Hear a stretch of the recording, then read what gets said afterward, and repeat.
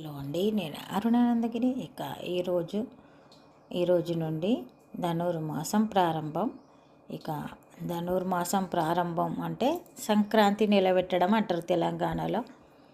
ఇక ఈరోజు నుండి 3 గీతల ముగ్గులేస్తాం వాకిట్లో.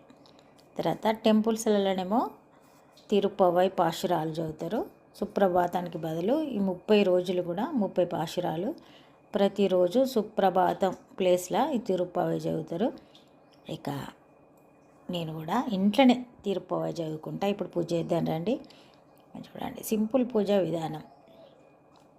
దీన్నే కాత్యాయని వ్రతం అంటారు, శ్రీవ్రతం అని కూడా అంటారు. గోదాదేవి రంగనాథ స్వామిని 30 రోజులు 30 పాశురాలు వాడుకుంటూ శ్రీవ్రతం చేసింది.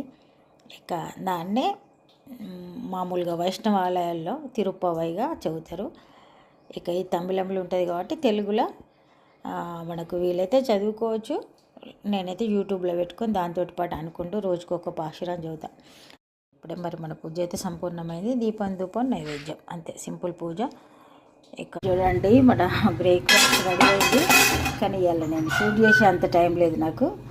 ఇప్పుడైతే టీ కూడా రెడీ అయింది, టీ తాగుదాం.